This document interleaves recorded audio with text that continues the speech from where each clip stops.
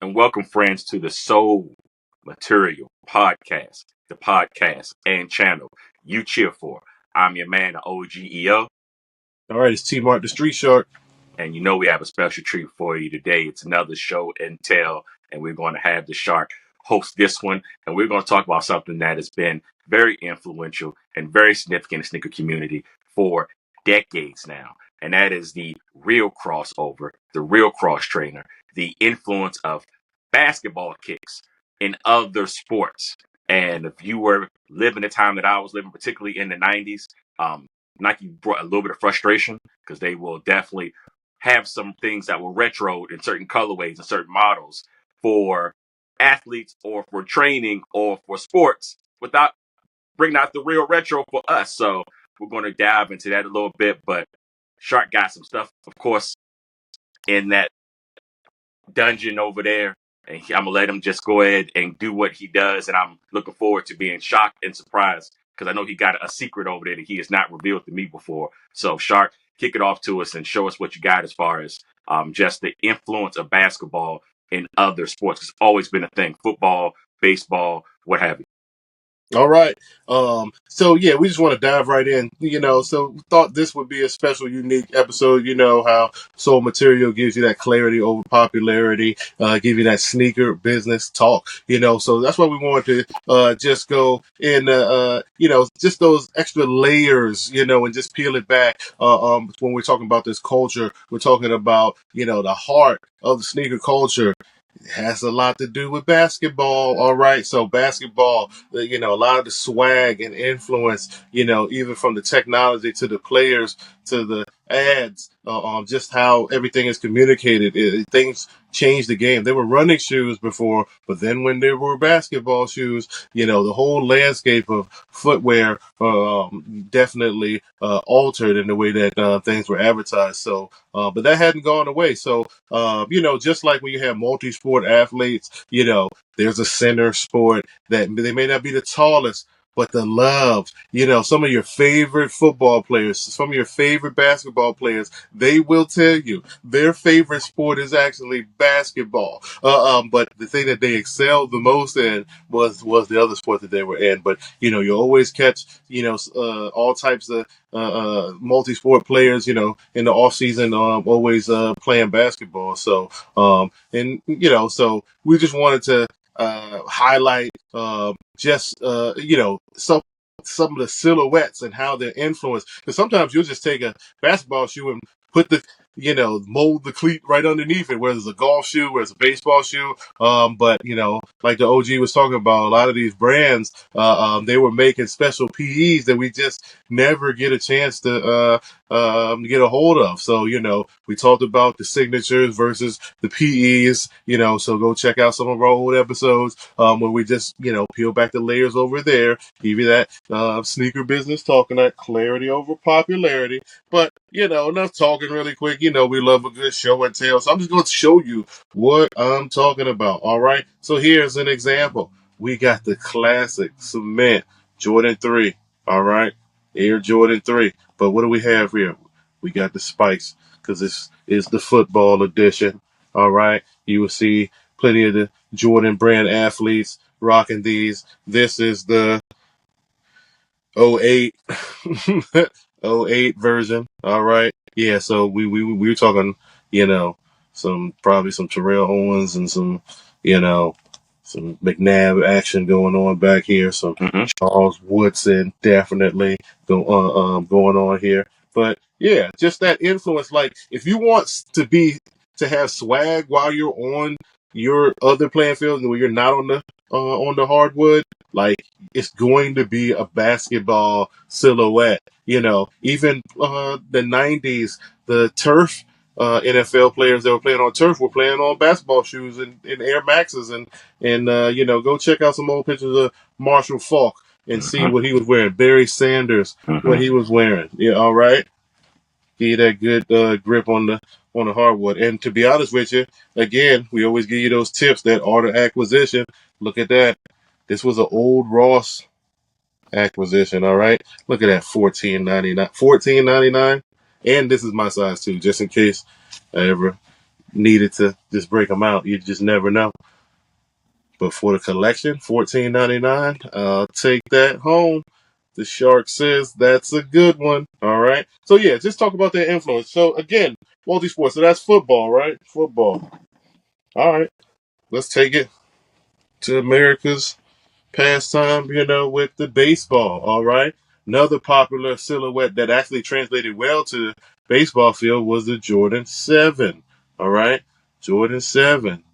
All right. Yeah, you had your Jeter special collection, signature collection. I'm not talking about that. That was as good as the Jason Tatum's or whoever else right now. But I'm talking about the actual silhouette of the model, right? The 7, the Jordan 7. But we got, this isn't I still got, this is a raw special as well. If you already know what that means on the sole of the shoe, there you go. Baseball. All right. Like I said, that's a Raw special. No, this was a Marshall special, excuse me. Same naming convention. Boom. If y'all can see that, that's $24. All right. This should have been, I paid $10 more just for these. All right. But again, we're just talking about how the silhouette and the influence, all right? You will see your favorite athletes with these on, and they would have, their name, their initial or number embroidered on the side somewhere around here. Again, we explained that in the PE episode. But just talking about, you know, just this influence of the basketball culture in baseball now. And who are you going to see sitting at the NBA Finals? You're in Boston, you see Big Poppy. You're going to see the baseball players, all right? The Minnesota Timberwolves, you got A-Rod is an owner. He's an investor, so in the organization, just trying to spread that winning culture. So, again, sports, the athlete, the kinship of just all the athletes just being an athlete first, and then, but where's your heart of hearts? That's the point here that the Shark is trying to make. Where's your heart of hearts? It's in basketball. It's in basketball. So, Shark, what's the year on those? If you don't mind checking real the quick. year on these is 14. Gotcha. This is August 14. Oh no, July 14. Yep, July 9th, 2014. All right. Boom. Look at that. Look at that. Yeah, baseball cleat over here, right? You never know. If I get invited to a celebrity baseball game, I might have to break something out for you. You know what I'm saying? You never know. Hit me up. Hit me up. But another one. This is actually used to be a Marshall special back in the day, but I'm just gonna let y'all see what it is. If you know, you know. If you don't, you're about to find out. All right. So again, we just talked about the influence of basketball sneaker on the football field. Basketball sneaker on the diamond. I'm not talking about Deion Sanders with the football, the baseball. No, I'm talking about basketball is the center. All right. Basketball is everything. Basketball is life. All right. Now we have the Penny Hardaway Foam Posit Zoom Vapor Tennis. I'll just let that marinate. Now you've seen the Jordan or in the Federal, you've seen the hybrid of some of the Jordans, but look at the Nike, another Nike classic basketball, but sitting on top of the Vapor midsole. All right, sole material is giving you just another exclusive look behind the scenes, rare air right here. And these were popping up at Ross or Marshalls, excuse me, back in the day. All right, well, you can have the ticket on these. Let's see, what is the year on these? These would be, hey, it's not that bad. 2018. 2018. All right, and it's tennis because you got the Nike tennis logo on the back here where the 1 cent would be too. All right. Now go and check out the DMV Phone Posit episode. This is another item from the collection that just makes it special and different. DMV. The fact that I even know that these exist makes it another point for the DMV. You're welcome. All right, Indeed. just go ahead, talk to him a little bit, OG. Just talk about the hybrid, with the way that basketball can translate to over to any sport, especially if you got swag. And I'll let the viewers on our YouTube channel check out this exclusive.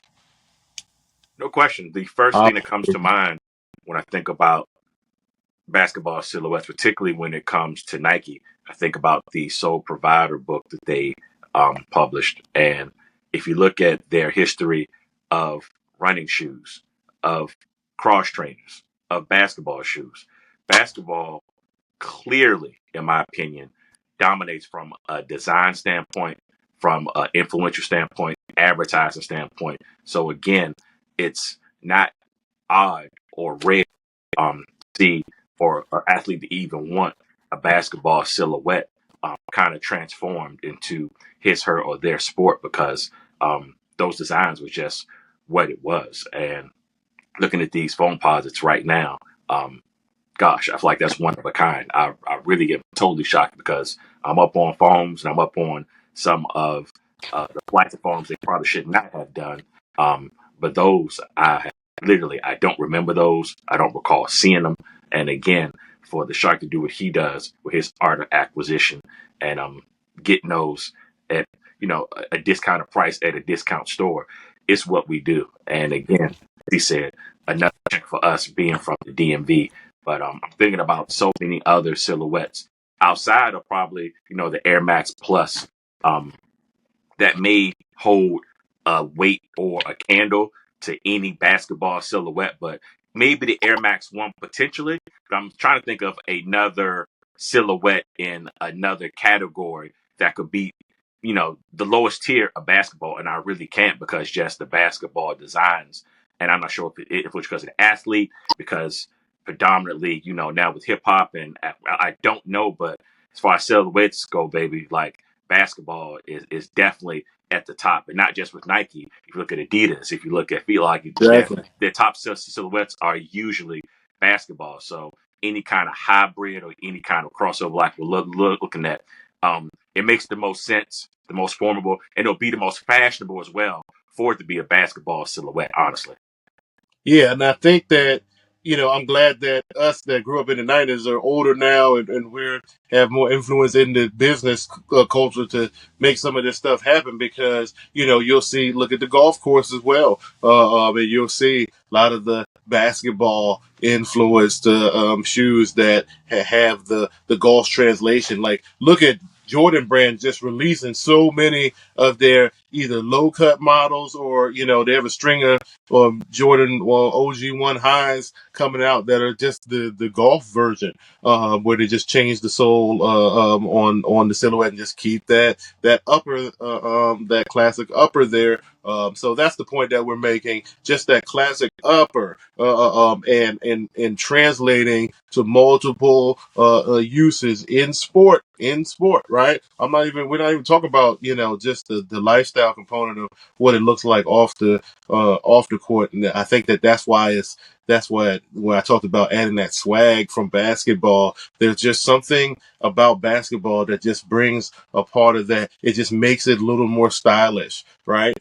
Because other sports you're so focused on performance and those performance elements. Basketball, there was enough to it, and then the way that the players and the way you get to see it translate and personify the shoe. We talked about those moments, right? That make a shoe. The athlete, you have to perform. So the performance elements are there, but that touch of the colorway, the patent leather, or just way a different material hits. A soul material over here at the podcast we cheer for. We love the details, right? We love the layers. We love the colors. One of our signature moves is the same color, but the different materials that are actually layered next to each other. So those type of elements, that's why we appreciate the details. But we just had to highlight that segment where there's a hybrid. Now we're not talking about the fusions where we're just fusing up stuff. There's a whole other, fake era that we grew up around where that was the fakes. It wasn't the unauthentic, ones that look exactly like what's out there. Like our era of fakes was a whole nother, hybrid Frankenstein thing going on. We might even do a future episode just on that. But that is why that's not what we're talking about. We're talking about the function There of you go. keeping that basketball upper and then translating that to other sports. And that's why you see those, we had those, wasn't just Bo Jackson that did the crossovers and Dion's, but that's, that pro star era, you know what I'm saying, that crossed all the way over. But we're talking about the center starting with basketball. And Shark, you brought up something just sparked in me, and I want to see if you agree or not. In other sports, whether it's football, whether it's golf, whether it's tennis, whether it's hockey, so forth and so forth, the grace that you have to be creative, particularly especially football, is limited. Like, for example, Patrick Holmes has to do so much to make something look magical that's kind of outside the fundamentals of the game. And I think basketball, and with sneakers being art and basketball sneakers, the innovation of the designs kind of shows the freedom of creativity and grace that a basketball player can have and still be fundamentally sound. That's probably you're a little bit limited in any other sport. So Tiger couldn't just do a spin move or something and then swing the golf because he would look kind of corny. You know what I mean? So I think the grace and elegance and creativity in the sport alone and the athlete that plays basketball kind of translates into the basketball designs and the basketball shoes, which makes them hip, which makes them fashionable. And then people that play tennis or play golf, they can get a piece of that still having to be as structured they have to be in this sport. Yeah, I think you're hit the nail on the head there, OG, with the nature of basketball. You get to see the player. It's floetic, it's poetic, it's poetry in motion. It's, the art of, breaking down your defender and how creative you can do it at any given time. And the way that it just, there's a Sports Center highlight at any given time can happen in basketball.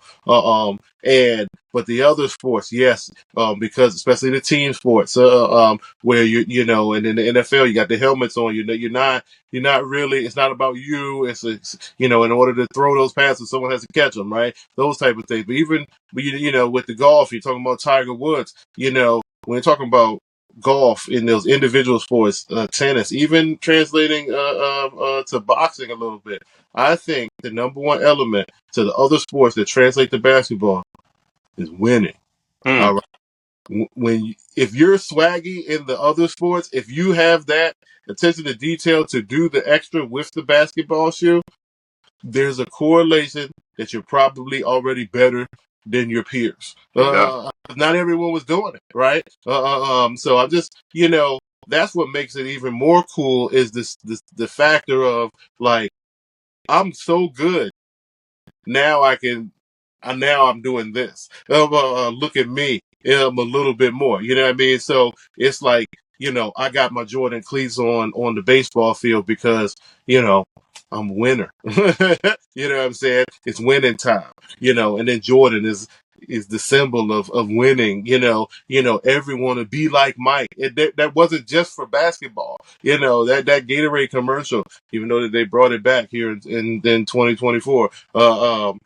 It's about winning. The culture, like when you win in basketball, right?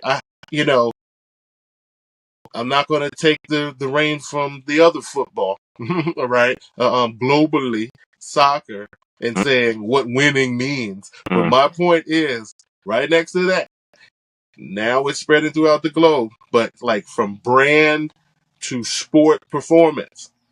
When you win in basketball, winning in basketball just means another level of prestige, Mm-hmm. right? Still not the level of football. I mean, soccer is never going to be. I'm not saying that. Just saying culturally, stylistically, it's winning, right? So when you got the not regular Joe is not rocking these. You know what I'm saying? And if you are on the bench with these, it's because you want a piece of what that means. Not because but when you got it and you weren't the first one. If you were on the bench with these and no one has these, you're not really the first one, right? You know what I'm saying? Like someone is taking it to the house. No question. And Chris Berman is saying he could go all the way in these. You know what I'm saying? That's what I'm saying. That's why this exists. So because you had to be that elite to even ask or be bestowed upon, that you are allowed to even. Whereas how Jordan is too when he picked his Jordan brand team in the first place. They all had to be winners. All right, or you already have to have something in the DNA that just says, but it comes from that basketball. It comes from that, that playground, that hardwood, that 1-on-1, that 5-on-5, 3-on-3, whatever you're doing, that game of 21, it all translates to that competitive nature to football, basketball. Football, soccer, just that drive, tennis. But then you do it in style. You know what I'm saying? You do it in style. What's that Deion say? You look good, you feel good, you play good. Did I say that correctly? There you go. Yeah, So, just doing a little twist as Soul Material Crew does on just different ways to look at this sneaker culture. It's a Rubik's Cube. It's how you move it around because it's about what you like, right? That's what we do. And that's what we talk about over here at the channel. That's why we're the channel you cheer for. That's why the podcast you cheer for. So appreciate all of our listeners, especially checking out those older episodes and just staying up with us because we're keeping it going. All right. So, any other remarks from the OG? Just talking about, basketball culture, sliding over in a hybrid nature to other sports. No, man, I'm just extremely appreciative that we have not only the bandwidth but the landscape to bring these kind of topics to the forefront because, again, now that we are into multiple seasons of doing what we do, we're able to peel back some layers and actually give a new audience, an old audience, an audience that may be familiar, may not be aware, audience that may be aware, just how in depth this sneaker culture thing goes as far as not only from an athletic standpoint with athletes and with sports, but also culturally as well. And there's some significance to doing these episodes, and there's a significance to why things are done. But you nailed it on the nail, Shark. It's all about winning. And you knew if you saw someone with particularly Jordan brand in any sport rocking them, first of all, you knew they were winning. Like you said, they were definitely doing their trick daddy and taking it to the house, definitely. So, again, another episode that you're getting. It's this clarity over popularity. You're not going to get this everywhere. And, Shark, I appreciate you. It's a privilege. And I'm looking forward to seeing the comments and the reaction we'll get from this kind of episode because we're giving people something that they don't get everywhere else, definitely. Definitely. All right. Well, another one is in the books. All right. So, signing off from the Soul Material podcast you cheer for, the channel you cheer for is T-Mark the Street Shark. And the OGEO. Until next time, peace to you. Sneaker business talk. It's the Soul Material Podcast.